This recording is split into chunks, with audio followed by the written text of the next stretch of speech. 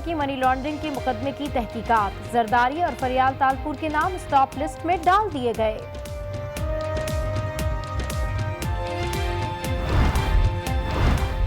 Captain Safdar retired को Adiala jail भेज दिया गया। जेल में बी क्लास मिली, एसी और ठंडे पानी की सहूलत भी दस्तयाब। जेल के इतराफ सख्त हिफाजती इंतजामात। और बिलावल भुट्टो का 12 जुलाई से खैबर पख्तूनख्वा में इंतखाबी मुहिम चलाने का फैसला। 12 और 13 जुलाई को पेशावर और मालाकंड में जलसों का ऐलान। डेरा इस्माइल खान का दौरा भी शेड्यूल।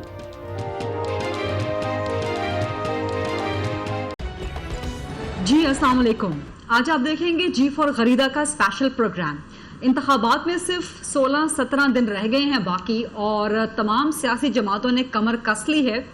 सबकी तैयारियां भरपूर उरूज पे हैं।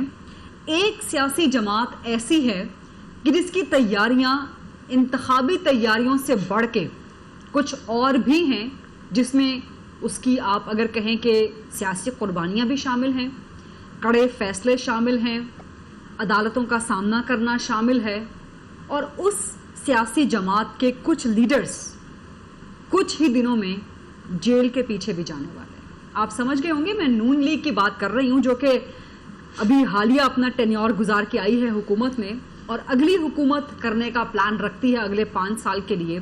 लेकिन अगले 5 साल के लिए अपना प्लान हुकूमत का तरतीब देने से पहले उसे एक पुलसरात से गुजरना है, इंतखाबात के पुलसरात से। ये 16-17 दिन जो हैं नून लीग के लिए इंतहाई सख्त हैं।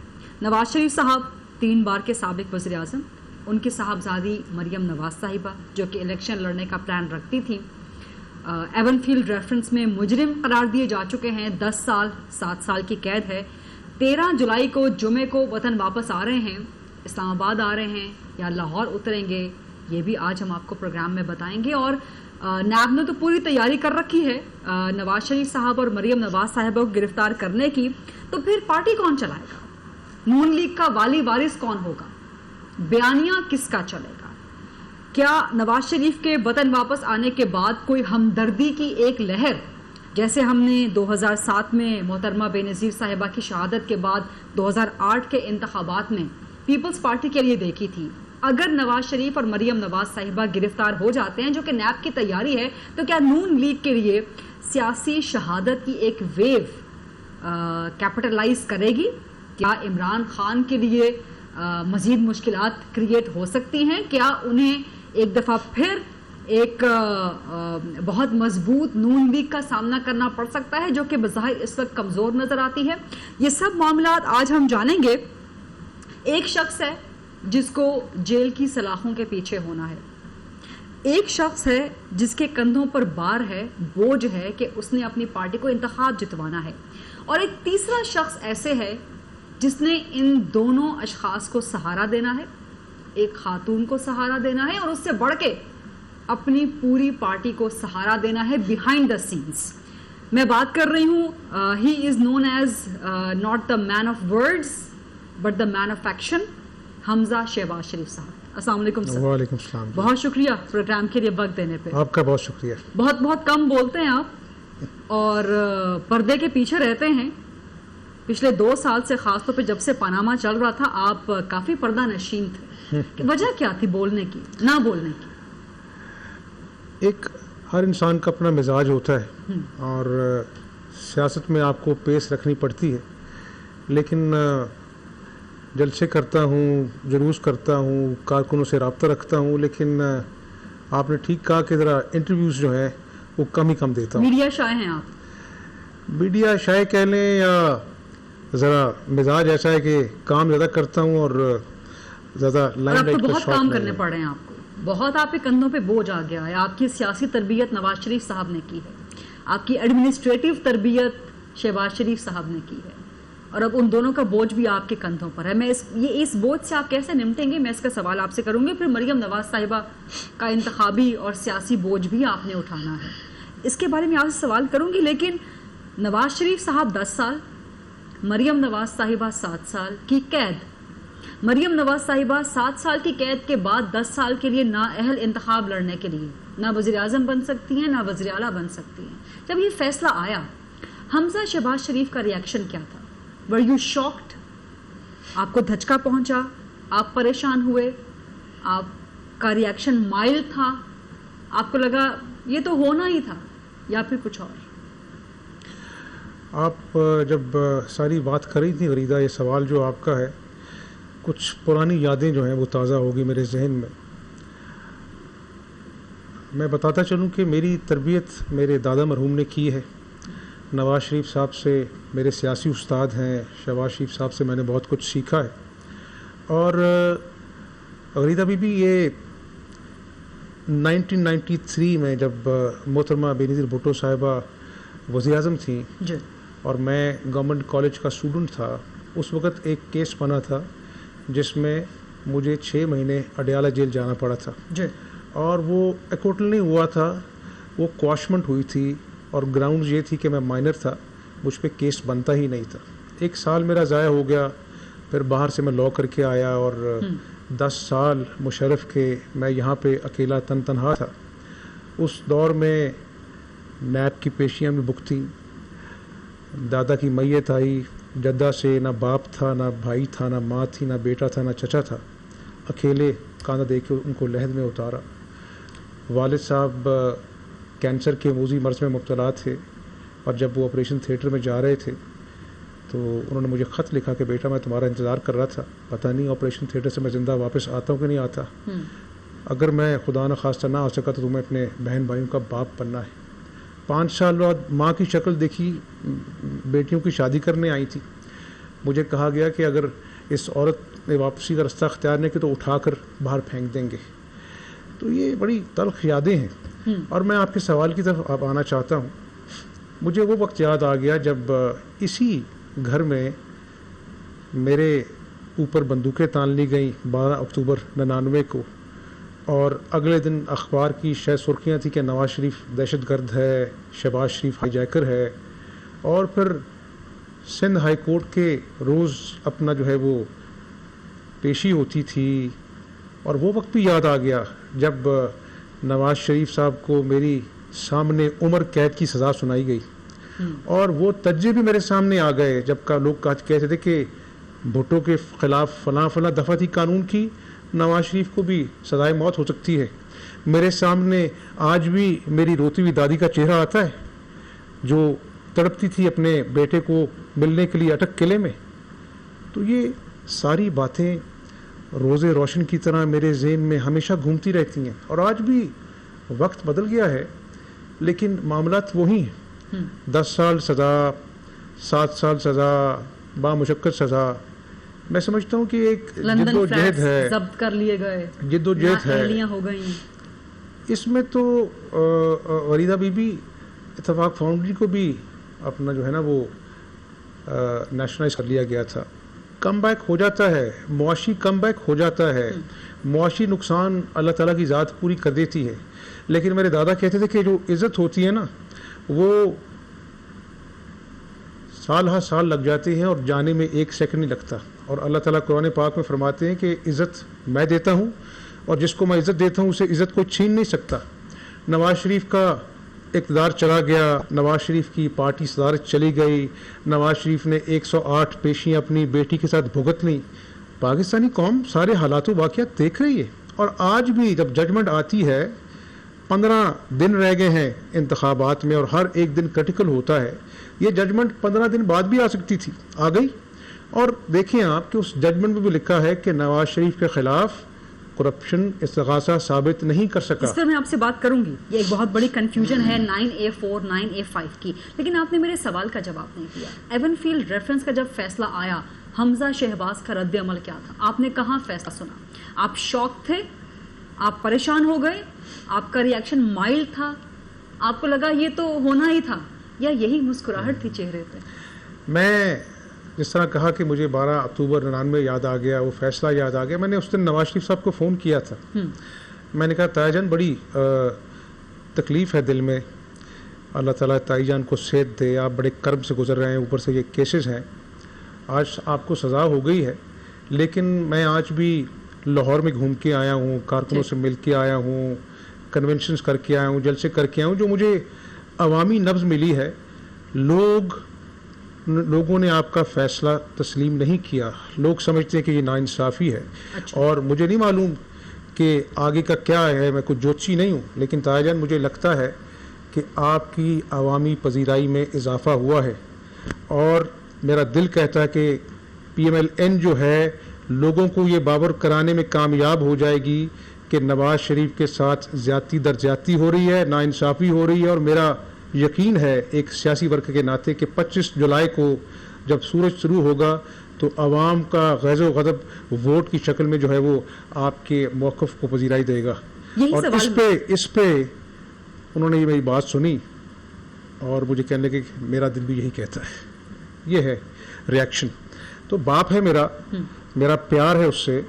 انہوں نے بچپن میں بہت شفقت دی, ان کے ساتھ میں سیر گھومتا تھا. دل بہت دکھی ہے, دل میں بڑی تکلیف ہے کہ اپنا جو ہے نا 3 مرتبہ وزیر اعظم رہے جس نے پاکستان کو ایٹمی قوت اللہ نے ذریعہ بنایا, یہاں پہ موٹر ویز بنائی, عوام سے جو بجلی کی لوڈ شیڈنگ کو کہ جن کو بوتلیں بند کرنے کا وعدہ پورا کیا. تو آج یہ ناانصافی دیکھنی پڑی ہے.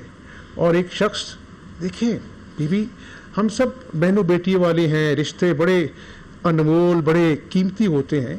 ایک شریک حیات ہے, 47 سال کا ساتھ ہے, وہ وینٹیلیٹر پہ ہیں, زندگی موت کی جنگ لڑ رہی ہیں, اور وہ وہاں پہ ان کی ضرورت ہے. آج ان کو چھوڑ کر یہاں پہ آنا بہت دل گردہ چاہیے ہوتا ہے. اور میں آج پاکستانی قوم کو کہتا ہوں کہ قدر کرو نواز شریف کی. ایسا دل گردے والا لیڈر روز روز پیدا نہیں ہوتا ہے. آپ سمجھتے ہیں کہ یہ ذاتی قربانیاں سیاسی جدوجہد میں صرف شریف فیملی نے دی ہیں؟ کیا بھٹو فیملی نے نہیں دی؟ کیا باچا خان فیملی نے نہیں دی؟ ایون اگر ہم بیک ان ہسٹری چلے جائیں, کیا قائد اعظم نے ذاتی زندگی میں قربانیاں نہیں دی؟ جب آپ ایک بڑا نظریہ رکھتے ہیں, جب آپ ایک بڑا بیانیہ رکھتے ہیں, جب آپ قوم کی بات کرتے ہیں, تو یہ قربانیاں پھر ذاتی قربانیاں اس کے نیچے ہیچ ہو جاتے ہیں. دیکھیں, میں بذات خود بے نظیر صاحبہ کے دور میں زیر تاب رہا, قیدی رہا, لیکن میں سمجھتا ہوں کہ بے نظیر بھٹو صاحبہ ایک بہادر خاتون تھی. ان کو پتہ تھا کہ ان کے ساتھ یہ ہونے والا ہے, لیکن وہ شہید ہو گئیں ایک کاز کے لیے. تو یہ قربانیوں کا تسلسل جاری و ساری ہے کسی نہ کسی شکل میں.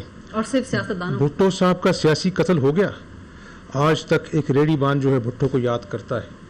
تو میں یہ سمجھتا ہوں کہ ایک سیاسی عمل ہے, ایک خدا کا عمل ہے. اللہ تعالیٰ قربانیوں کو ریوارڈ کرتا ہے, اور اللہ تعالیٰ قربانی کو بہت پسند بھی کرتا ہے. آپ 93 کا ذکر کر رہے ہیں, آپ 99 کا ذکر کر رہے ہیں, لیکن سوال میں آپ سے آج جو کر رہی ہوں موسٹلی 2018 کے بارے میں کروں گی. یہ جو کچھ بھی ہوا, آپ اس کو بار بار ناانصافی کہہ رہے ہیں, ظلم و ستم کہہ رہے ہیں, آپ کا ایک سیاسی بیانیہ ہے.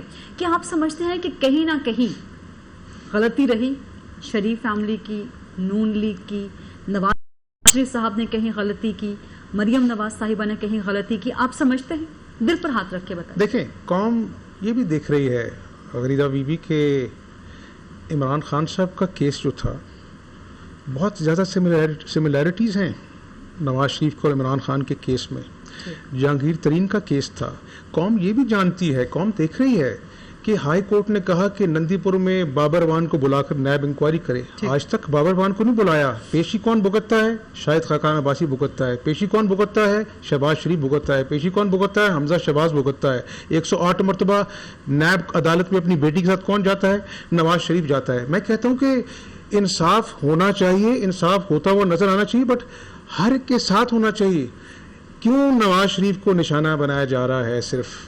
اور یہ میں نہیں کہہ رہا, ماہر قانون جو ہیں پہلے بھی کہا کہ معاملہ جو پاناما کا تھا نکالا اقامہ پہ, آج بھی ماہر قانون کہہ رہے ہیں کہ اس فیصلے میں سکم ہے. یہ میں نہیں کہہ رہا. تو انصاف جب ہوتا ہوا نظر آئے گا تو قوم مطمئن ہوگی.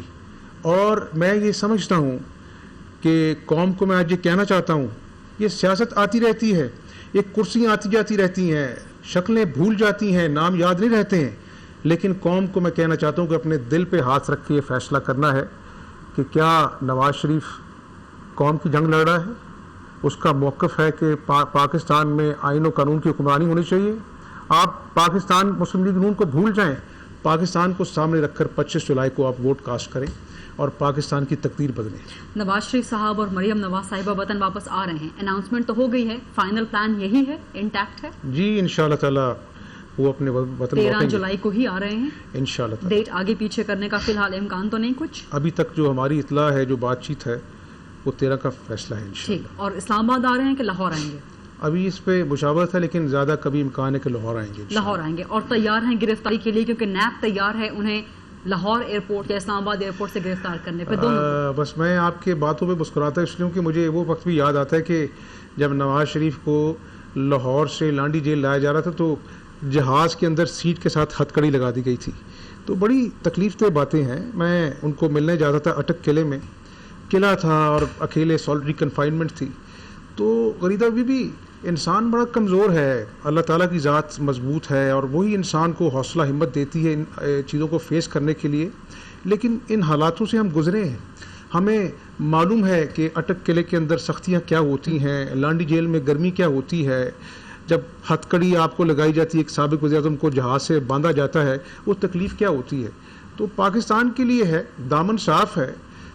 میں نے پہلے کہا گرفتاری کے لیے جی انشاءاللہ جو بھی حالات ہوں گے اللہ کے فضل و کرم سے ہم فیس کریں گے انشاءاللہ تعالی. چودھری نثار صاحب کہتے ہیں کہ انہی حالات سے بچانے کے لیے وہ مشورے دیتے تھے, اور آپ کی یہ اسمائل کافی براڈ ہے, یا بڑا کھل کے مسکرائے ہیں.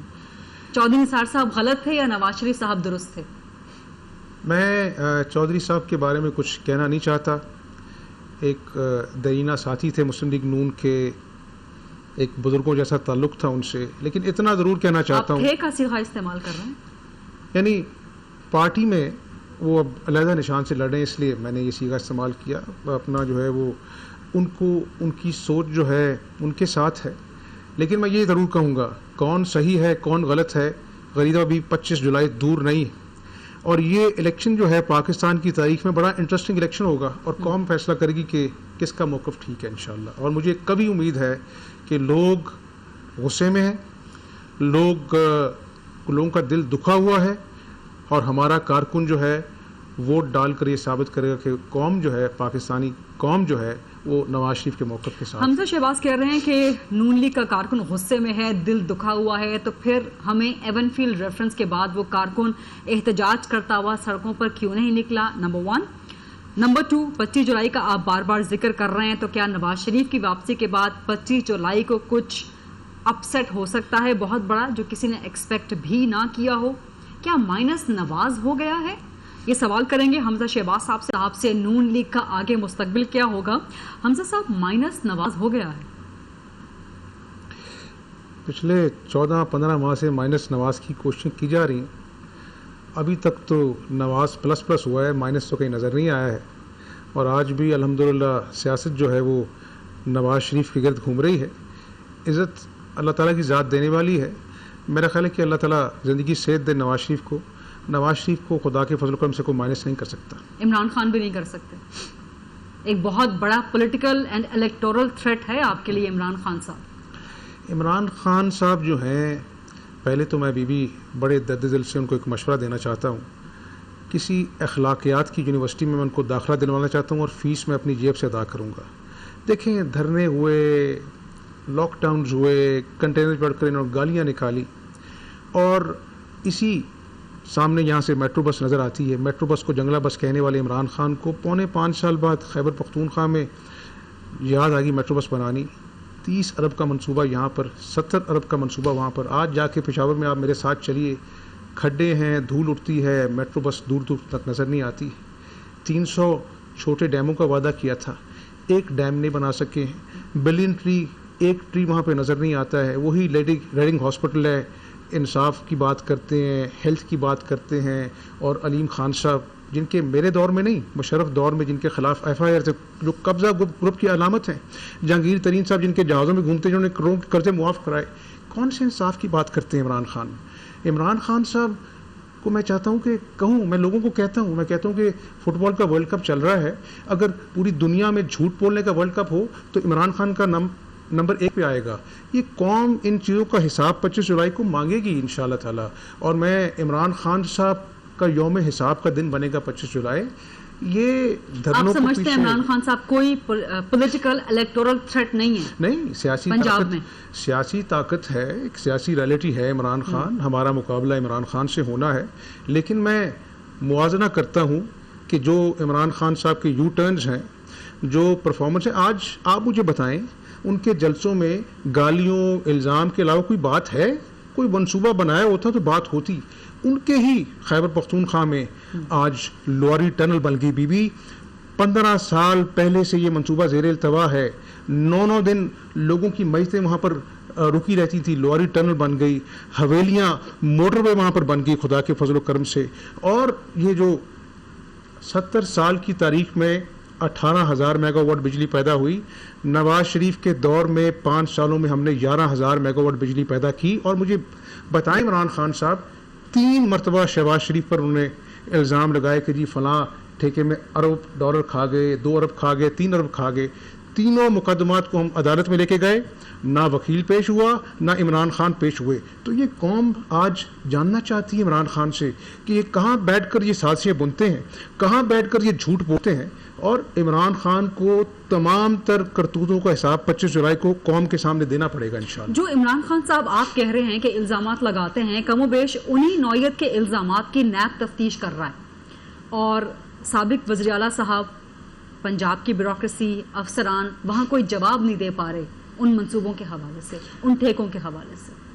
آپ یہ دیکھیں کہ پہلے پاکستان میں یہ سننے کا رواج تھا کہ فلاں منصوبہ بن گیا، اربوں روپے کھائے گئے. بی یہ ریکارڈ کی بات ہے، اربوں روپے کی بچت ہوئی منصوبوں میں. اور آج یہ ریکارڈ کی بات ہے، قوم کے اربوں روپے بچائے. اور میں آپ کے سامنے بات سیدھی کرنی چاہیے، ایک جھوٹ بولوں گا 10 جھوٹ بولنے پڑیں گے. میرے والد کہتے ہیں کہ بیٹا کفن کی جیبیں نہیں ہوا کرتی، انسان خالی ہاتھ جاتا ہے اور خالی ہاتھ آتا ہے. عزت کمانی چاہیے. ہاں انکوائریاں ہو رہی ہیں، پیشیاں ہو رہی ہیں، ان کے پیچھے کیا موٹیویشن ہے، کیا اس کے پیچھے عزائم ہے. لیکن خدا کے فضل و کرم سے 10 سال مشرف نے انکوائری کی، اور جرنیل صاحب جو مشرف کے اپوائنٹ کردہ تھے نیب چیئرمین، انہوں نے بند کمرے کہا کہ شہباز شریف اور تمہارے خاندان کے خلاف ایک پائی کرپشن نہیں نکل سکی. آج بھی احتساب ہو رہا ہے. تو یہ احتساب تو ہم بڑے سالوں سے کھیل رہے ہیں، لیکن کوئی ایویڈنس سامنے نہیں آیا، اور نہ انشاءاللہ آئے گا. دامن صاف ہے، قوم کے سامنے جا رہے ہیں. 25 جولائی کو عوامی گرفتاری کے باوجود کوئی خطرہ نہیں ہے شریف فیملی کو. دیکھیں گرفتاری شہباز شریف فیملی کو، قمر الاسلام صاحب کو گرفتار کیا گیا، آج چیمہ صاحب کو گرفتار کیا گیا، خفاض حسن فواد کو گرفتار کیا گیا.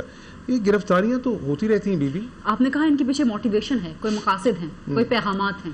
یہی میں سمجھتا ہوں کہ نیب کے پاس یہ نادر موقع ہے کہ وہ اپنے آپ کو ایک نیوٹرل ادارہ اسٹیبلش کرے. کیوں مسلم لیگ نون کے ہی لوگوں کی پیشیاں ہو رہی ہیں؟ کیوں اپنا جو ہے وہ بابر روان صاحب کو کیوں نہیں بلایا جاتا؟ علیم خان صاحب کو بلا کر کیوں نہیں اپنا کیا جاتا؟ ہمارے لوگ گرفتار ہوتے ہیں. گرفتار تو مسلم لیگ نون کے لوگ ہو رہے ہیں. پنڈی سے قمر الاسلام کو اٹھا لیا گیا. آج اپنا جو ہے وہ نیب کے اندر شاید کان عباسی پیش ہوتے ہیں، کاغذات ان کے مسترد ہوتے ہیں. تو یہ نوبت یہاں تک آئی کیسے؟ یہ سوال میں نے شہباز شریف صاحب سے بھی بہت دفعہ کیا ہے، وہ مسکرا کے چپ کر جاتے ہیں. یہ تیسری دنیا ہے بی بی، it's a third world country, اس کے ڈائنامکس اور ہیں. لیکن میں خود زخم خوردہ ہوں. میرے بڑوں کو دہشت گرد بنا کر، اپنا ہائی جیکر بنا کر 8 کلو میں ڈالا گیا. لیکن آج میں پاکستان کے لارجر انٹرسٹ میں سمجھتا ہوں کہ اگر ہم اپنے پرسنل ٹریجڈیز کو سیاست کا حصہ بنائیں گے تو پھر پاکستان آگے نہیں جا سکتا. ہمیں ان چیزوں کو بھول کر لارجر انٹرسٹ میں آگے بڑھنا ہے. اور میں یہ سمجھتا ہوں کہ دیکھیں ضرب عزم ہوا، سیاسی قیادت، فوجی قیادت ایک پیش میں تھی. آج دہشت گردی میں خاطر کا کمی واقعہ ہوئی ہے. کراچی میں ٹارگٹ کلنگ ختم ہوئی ہیں. وہاں پر اغوا برائے تاوان کے کیسز میں خاطر کا کمی آئی ہے. تاجر خوش ہوئے ہیں. پاکستان کی جو جیو پولیٹیکل سچویشن ہے، جو ہماری اکانومی کی سچویشن ہے، ہم نے ہزاروں ہمارے فوجیوں نے شہادت کے نذرانے پیش کیے، رینجرز نے، پولیس نے، اس قوم کے بیٹوں نے.